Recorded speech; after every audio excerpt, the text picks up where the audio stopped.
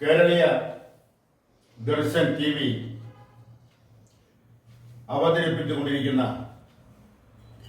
കണ്ണാടിയിലൂടെ എന്ന പരിപാടിയുടെ പുതിയ ഒരു എപ്പിസോഡിലേക്ക് സ്വാഗതം. 1967 കേരള സോഷ്യലിസ്റ്റ് യുവജന ഫെഡറേഷന്റെ രൂപീകരണ സമ്മേളനം ഉദ്ഘാടനം ചെയ്തുകൊണ്ട് അന്നത്തെ ലോകസഭ പ്രതിപക്ഷ നേതാവ് Shri A K Gopalan AKG നടത്തിയ ഒരു പ്രസംഗമുണ്ട്. അതിപ്പോൾ പറയാനുണ്ടായ കാരണം എന്ന് പറയുന്നത് അതിനിപ്പോഴും പ്രസക്തി ഉണ്ട് എന്നുള്ളത് കൊണ്ടാണ്. യുവജനങ്ങൾ എന്ന് പറയുന്ന കലാലയ വിദ്യാർത്ഥികളും യുവജനങ്ങളാണ്. അപ്പോൾ വിദ്യാർത്ഥികളെയും യുവജനങ്ങളെയും അറിവിലേക്ക് വേണ്ടിയാണ്, അല്ലെങ്കിൽ അവരുടെ നിയന്ത്രിക്കുന്ന, അവർക്ക് നേതൃത്വം കൊടുക്കുന്ന പ്രസ്ഥാനങ്ങളുടെ അറിവിലേക്കും കൂടി വേണ്ടിയാണ് AKG ആ രൂപീകരണ സമ്മേളനത്തിൽ കാര്യക്ഷമമായ ഒരു പ്രസംഗം നടത്തിയത്. അത് പറഞ്ഞ കാര്യം, ഏതൊരു ആശയവും വേഗം സ്വാധീനിക്കാൻ കഴിയുന്നതാണ് വിദ്യാർത്ഥി യുവജനങ്ങളുടെ മനസ്സ്. അത് പുരോഗമനപരമായ ആശയമായാലും പിന്തിരിപ്പൻ ആശയമായാലും വിപ്ലവപരമായ ആശയമായാലും വിപ്ലവപരമായ ആശയമായാലും അത് യുവജനങ്ങളെ സ്വാധീനിക്കും. അവരുടെ പ്രവർത്തനങ്ങളെ അത് സ്വാധീനിക്കും. അതുകൊണ്ടാണ് വിദ്യാർത്ഥി യുവജന പ്രസ്ഥാനങ്ങളെ അവരെ കൈകാര്യം ചെയ്യുമ്പോൾ ശരിയായ രാഷ്ട്രീയ ബോധത്തോടുകൂടി, ദീർഘവീക്ഷണത്തോടുകൂടി അവരെ പരിശീലിപ്പിച്ചില്ലെങ്കിൽ അവർ ശരിയായ വഴിയിലൂടെ സഞ്ചരിക്കുന്നതിന് പകരം തെറ്റായ വഴിയിലൂടെ സഞ്ചരിച്ചു എന്നിരിക്കും. അവർ പുരോഗതിയെ കുറിച്ച് ചിന്തിക്കുന്നതിന് പകരം പിന്തിരിപ്പൻ ആശയങ്ങളെ, പിന്തിരിപ്പൻ പ്രവർത്തനങ്ങളെ പിന്തുടർന്നു എന്നിരിക്കും. ഇപ്പോഴിത് പറയുന്നതിനുണ്ടായ കാരണം, കഴിഞ്ഞ ദിവസങ്ങളിൽ കേരളത്തിലെ കോളേജ് ക്യാമ്പസുകളിൽ, യൂണിവേഴ്സിറ്റികളിൽ നടന്ന ചില സംഭവങ്ങളെ ഓർമ്മിപ്പിച്ചുകൊണ്ടാണ്. വിദ്യാർത്ഥികൾ അക്രമാസക്തമാവുകയും അധ്യാപകന്റെ നേരെ ആ ആക്രമണം അഴിച്ചുവിടുകയും ചെയ്ത പ്രവർത്തനങ്ങൾ സഹപാഠികളെ വകവരുത്തുന്ന നിലയിലേക്ക് കാര്യങ്ങൾ കൊണ്ടെത്തിച്ചത്, ഇതെല്ലാം യുവജനങ്ങളെ അവരുടെ ശരിയായ രീതിയിൽ അവരുടെ പ്രവർത്തനങ്ങളെ വിലയിരുത്തിക്കൊണ്ട് ശരിയായ ആശയങ്ങൾ അവർക്ക് പറഞ്ഞു കൊടുക്കുന്നതിൽ, ബോധവൽക്കരിക്കുന്നതിൽ വന്ന വീഴ്ചയാണ്. അതിന് ഉത്തരവാദിത്വം എന്ന് പറയുന്നത് അവർക്ക് നേതൃത്വം കൊടുക്കുന്ന രാഷ്ട്രീയ പ്രസ്ഥാനങ്ങൾ തന്നെയാണ്. ഇത് കേരളത്തിലെ മാത്രം സംഭവമല്ല. ഇന്ത്യയിലാകമാനം, ലോകത്താകമാനം എടുത്തു നോക്കിയാൽ ഇത്തരം സംഭവങ്ങളുടെ പട്ടിക തന്നെ നിരത്താൻ കഴിയും. മുസോളിനി തന്റെ ദുർഭരണത്തിനെ സംരക്ഷിക്കാൻ വേണ്ടി ആ ഭരണത്തിലെ ഒരു താങ്ങ് ആയി നിർത്തിയിരുന്നത് ഒരു വിഭാഗം യുവജനങ്ങളെ സംഘടിപ്പിച്ചുകൊണ്ടാണ്. ബ്രൗൺ ഷർട്ട്സ് എന്ന പേരിലാണ് ആ യുവജന സംഘടന അറിയപ്പെട്ടിരുന്നത്. അതുപോലെ തന്നെയാണ് ഹിറ്റ്ലറുടെ കാര്യവും. ഹിറ്റ്ലറുടെ ഭരണത്തിന് സംരക്ഷകരായി, താങ്ങായി നിർത്തിയിരുന്നത് ഒരു വിഭാഗം യുവജനങ്ങളെയാണ്. ബ്ലാക്ക് ഷർട്ട്സ് എന്ന പേരിട്ട യുവജന സംഘടനയാണ് ഹിറ്റ്ലറുടെ ഭരണത്തിന്റെ സംരക്ഷകരായി, പ്രചാരകരായി കൂടെ നിർത്തിയിരുന്നത്. ഇന്ത്യയിലേക്ക് മടങ്ങി വന്നാൽ 1975 ജൂൺ 25 അർദ്ധരാത്രി മുതൽ 1977 മൊറാർജി ദേശായി സർക്കാർ അധികാരത്തിൽ വരുന്ന ദിവസം വരെ ഇന്ത്യയിലെ സർക്കാർ, ഇന്ത്യയിലെ ഭരണകക്ഷി, ഇന്ത്യയിലെ ഭരണകൂടം കോൺഗ്രസിലെ യുവജനങ്ങളെയാണ് തങ്ങൾക്ക് അനുകൂലമായി സിന്ദാബാദ് വിളിക്കുന്നതിനും അനുകൂലമായി പ്രവർത്തിക്കുന്നതിനും തങ്ങളെ എതിർക്കുന്ന എതിർ ശബ്ദത്തെ ഇല്ലാതാക്കുന്നതിനും വേണ്ടി ശ്രമിച്ചിട്ടുള്ളത്. ആ കാലഘട്ടത്തിൽ കേരളത്തിലെ, ഇന്ത്യയിലെ, പ്രത്യേകിച്ചും കേരളത്തിൽ മാത്രം എടുത്താൽ തന്നെയും 28 ചെറുപ്പക്കാരാണ് പോലീസ് ലോക്കപ്പുകളിലും ടോർച്ചർ ക്യാമ്പുകളിലുമായി കൊല്ലപ്പെട്ടിട്ടുള്ളത്. ഇന്ത്യയിൽ മുഴുവൻ എടുത്താൽ 100 കണക്കിന് ആൾക്കാർ കൊല്ലപ്പെട്ടിട്ടുണ്ടാകും. ഇതെല്ലാം എടുത്തെടുത്ത് പറയാനുണ്ടായ കാരണം എന്ന് പറയുന്നത് യുവജനങ്ങളുടെ മനസ്സ്. ആ യുവജനങ്ങളുടെ മനസ്സിനെ ശരിയായ ദിശയിലേക്ക് തിരിച്ചുവിട്ടില്ലെങ്കിൽ, അവരുടെ പ്രവർത്തനങ്ങളെ ശരിയായ മാർഗത്തിലേക്ക് തിരിച്ചുവിട്ടില്ലെങ്കിൽ, അവരുടെ പ്രവർത്തനങ്ങളിൽ അത് രാഷ്ട്രത്തിന് മുതൽക്കൂട്ടാകുന്നതിന് പകരം, ജനത്തിന് പ്രയോജനപ്പെടുന്നതിന് പകരം ജനങ്ങളെ ദ്രോഹിക്കുന്നതിനും രാഷ്ട്രത്തിനെ പിന്തിരിപ്പൻ വഴിയിലൂടെ സഞ്ചരിപ്പിക്കുന്നതിനും ഇടവരുത്തുന്നു. ഇത് തന്നെയാണ് ഇപ്പോൾ പല സ്ഥലങ്ങളിലും കണ്ടുവരുന്നത്. അതുകൊണ്ട് യുവജനങ്ങളെ സംഘടിപ്പിക്കുമ്പോൾ അത് വളരെ ശാസ്ത്രീയ ബോധത്തോടെ ആയിരിക്കണം. യുവജനങ്ങളെ രാഷ്ട്രീയമായി ബോധവൽക്കരിച്ചുകൊണ്ടായിരിക്കണം അവരുടെ പ്രവർത്തനങ്ങളെ നല്ല വഴിയിലൂടെ തിരിച്ചുവിടേണ്ടത്. അതല്ലെങ്കിൽ അവരുടെ ശക്തി, അവരുടെ കൂട്ടായ്മ, അവരുടെ ബുദ്ധി, അവരുടെ കഴിവ് എല്ലാം തന്നെയും ജനങ്ങൾക്കും രാജ്യത്തിനും ചിലപ്പോൾ ആപത്തായി മാറും എന്നതാണ് കഴിഞ്ഞകാല അനുഭവങ്ങൾ തെളിയിക്കുന്നത്. അതുപോലെ അടുത്ത സംഭവം എന്ന് പറയുന്നത് ഉത്തർപ്രദേശിൽ നടന്ന സംഭവമാണ്.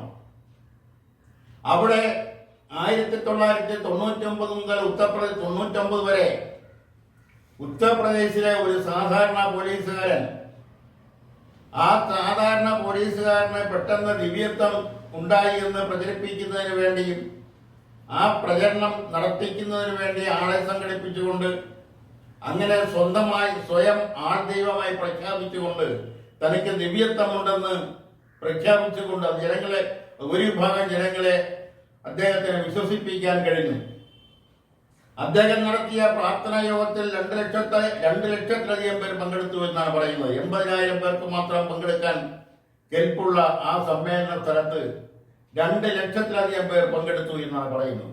അതിലും കൂടുതലും വിദ്യാർത്ഥികളും യുവജനങ്ങളും സ്ത്രീകളും പ്രത്യേകിച്ചും ദളിത് സമുദായത്തിൽപ്പെട്ടവരുമായിരുന്നു കൂടുതലും എന്നാണ് കിട്ടിയ റിപ്പോർട്ട് വെച്ച് പരിശോധിച്ച് നോക്കുമ്പോൾ അറിയാൻ കഴിയുന്നത്. അദ്ദേഹം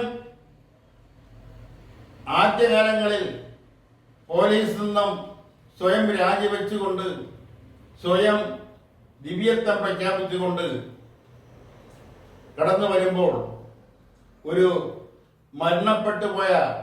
മരിച്ചുപോയ ഒരു 16 വയസ്സുള്ള പെൺകുട്ടിയുടെ മൃതദേഹം അദ്ദേഹം തട്ടിയെടുത്തതിന് ആഗ്ര പോലീസ് സ്റ്റേഷനിൽ കേസുണ്ട്.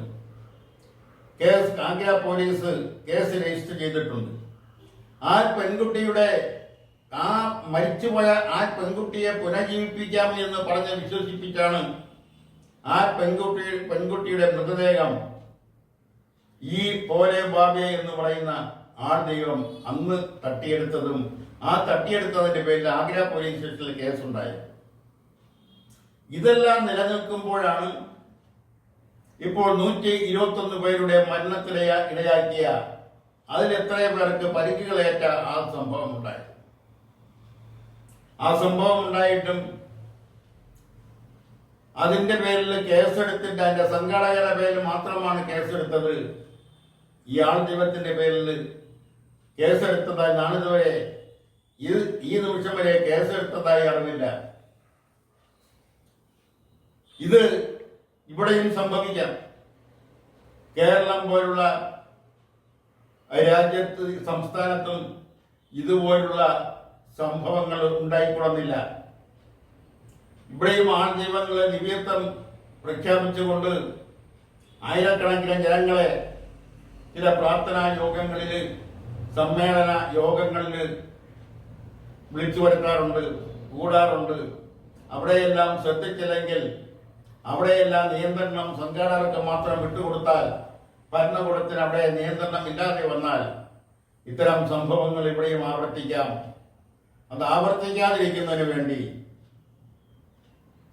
മുൻകരുതൽ എടുക്കുക എന്നുള്ളത് അതാത് പ്രാദേശിക ഭരണകൂടത്തിന്റെ ഉത്തരവാദിത്തമാണ്, കടമയാണ്.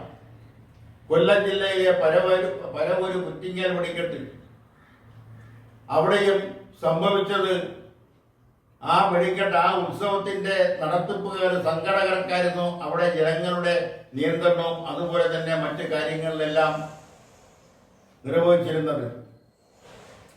ആ വെടിക്കെട്ടിന് അനുമതി നൽകിയത് അടക്കമുള്ള കാര്യങ്ങളെക്കുറിച്ച് പിന്നീട് വിമർശനം വന്നു. അന്ന് ആ കുറ്റിങ്ങ ക്ഷേത്രം നിലനിൽക്കുന്ന സ്ഥലത്തെ ഒരു ലോകസഭാ അംഗത്തിന്റെ ഇറക്കം ശുപാർശ കൊണ്ടാണ് ആ വെടിക്കെട്ടിന് അനുമതി നൽകിയത് എന്നുള്ള വാർത്തകളും വസ്തുതകളും പിന്നീട് പുറത്തു വന്നു.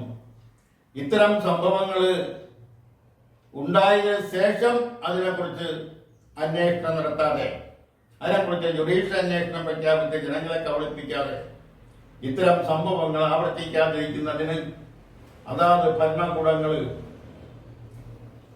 കാര്യക്ഷമവുമായ നടപടി സ്വീകരിക്കണമെന്നും ഇത്തരം സംഭവങ്ങൾ ആവർത്തിക്കാതിരിക്കുന്നതിനുള്ള മുൻകരുതലുകൾ എല്ലാ സംസ്ഥാനങ്ങളും കൈവരിക്കണമെന്നും ആണ് ഈ അവസരത്തിൽ പറയാനുള്ളത്. അല്ലെങ്കിൽ പത്തനംതിട്ട ജില്ലയിൽ നടന്ന ഒരു മനുഷ്യനെ തന്നെ കുരുക്കി കൊടുക്കുന്ന ഒരവസ്ഥ കേരളത്തിൽ സംഭവിച്ചിരിക്കുന്നു. അത് സംഭവിച്ചതിന് ശേഷമാണ് അന്ധവിശ്വാസത്തിനും ആഭിജാത ക്രിയയ്ക്കും എതിരെയുള്ള ബില്ല് നിയമസഭയിൽ കൊണ്ടുവരുമെന്നും ഗവർണർ സ്ഥലത്തില്ലാത്തതിനാൽ അതൊരു ഓർഡിനൻസ് ആയിട്ട് ഇറക്കുമെന്നെല്ലാം പറഞ്ഞത്. ആ ബില്ല് എവിടെ പോയെന്നോ, ആ ഓർഡിനൻസ് എവിടെ പോയെന്നോ ഇപ്പോൾ ആരും മിണ്ടുന്നില്ല, ആരും അതിനെക്കുറിച്ച് പറയുന്നുമില്ല. അങ്ങനെ ഒരു ഓർഡിനൻസ് ഇറങ്ങിയതുമില്ല, നിയമസഭയിൽ അങ്ങനെ ഒരു ബില്ല് അവതരിപ്പിച്ചതുമില്ല. അതാണ് വസ്തുത.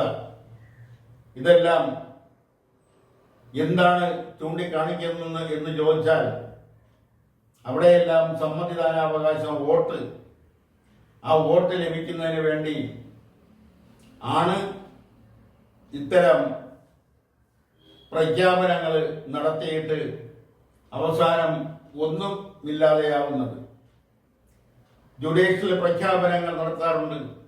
ആ ജുഡീഷ്യൽ പ്രഖ്യാപനങ്ങൾ നടത്തുന്നതിന്റെ പകുതി പോലും പൂർത്തിയാവാറില്ല. പൂർത്തിയാവുന്നതിൽ പകുതി പോലും പുറത്തു വരാറില്ല. പുറത്തു വരുന്നതിൽ 10% താഴെ മാത്രമാണ് നടപടികളിലേക്ക് കടക്കുന്നത്. അരനൂറ്റാണ്ടിന് മുമ്പ്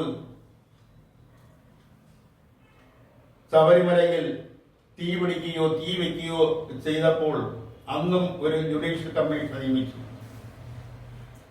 ആ അന്വേഷണ കമ്മീഷൻ റിപ്പോർട്ട് നാളിതുവരെയായും പുറത്തു വന്നിട്ടില്ല, ആരും കണ്ടിട്ടുമില്ല. ആ റിപ്പോർട്ട് പുറത്തെടുത്ത് നടപടി എടുക്കാൻ കഴിയുന്നില്ല എന്ന് മാത്രമല്ല, ആ റിപ്പോർട്ട് വിടാൻ പോലും അതിന് ശേഷം വന്ന ജനാധിപത്യ സർക്കാരുകൾ, അത് ഇടതുപക്ഷ സർക്കാരായാലും വലതുപക്ഷ സർക്കാരായാലും ധൈര്യപ്പെട്ടിട്ടില്ല എന്നുള്ളതാണ് വസ്തുത. ഇതെല്ലാമാണ് ജുഡീഷ്യൽ അന്വേഷണം കൊണ്ട് ഉള്ള ഗുണവും അതുകൊണ്ടുള്ള പ്രയോജനവും ഇല്ലായ്മയും എടുത്തു പറയാൻ വേണ്ടിയാണ് ഇത്രയും പറഞ്ഞത്. കഴിഞ്ഞ ദിവസം കോൺഗ്രസിന്റെ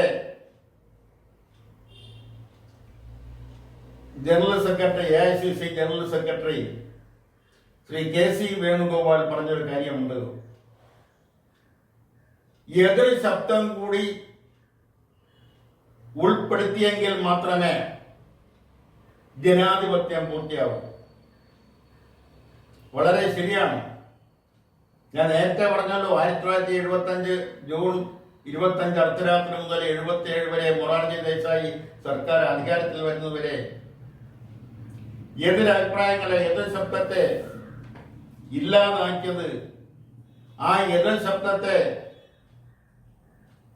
തടഞ്ഞത്, ഒരു പരിധിവരെ ഇല്ലാതാക്കാൻ ശ്രമിച്ചത് അന്ന് ഈ രാജ്യം ഭരിച്ചിരുന്ന കോൺഗ്രസ് ആണ്. KC വേണുഗോപാലിന്റെ നേതാവ് ശ്രീമതി ഇന്ദിരാഗാന്ധിയുടെ നേതൃത്വത്തിലുള്ള സർക്കാരാണ്.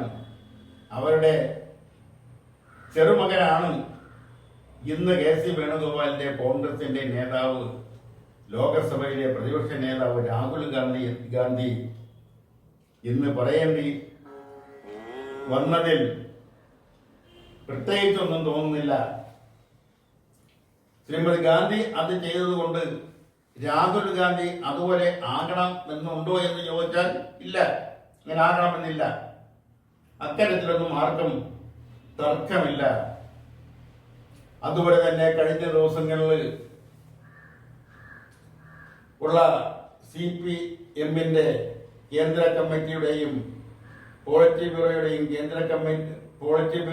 കേന്ദ്ര കമ്മിറ്റിയിൽ നടന്ന, സംസ്ഥാന കമ്മിറ്റിയിൽ നടന്ന ചർച്ചകൾ, ജില്ലാ കമ്മിറ്റി നടന്ന ചർച്ചകൾ, ജനറൽ സെക്രട്ടറി സീതാറാം യെച്ചൂരിയുടെ പ്രസ്താവനയുടെ റിപ്പോർട്ട്, ആ റിപ്പോർട്ടിന്മേലുള്ള ചർച്ചകൾ, സംസ്ഥാന സെക്രട്ടറി MV ഗോവിന്ദന്റെ പ്രസംഗങ്ങൾ, അവിടെയെല്ലാം ഇപ്പോൾ എടുത്തു പറയുന്ന മറ്റൊരു കാര്യമുണ്ട്.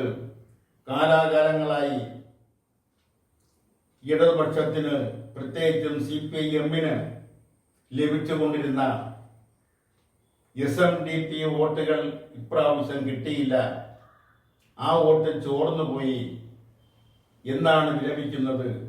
വിലപിച്ചതുകൊണ്ട് കാര്യമുണ്ടോ ഇല്ലേ എന്നുള്ളതല്ല ഇവിടെ വസ്തുത.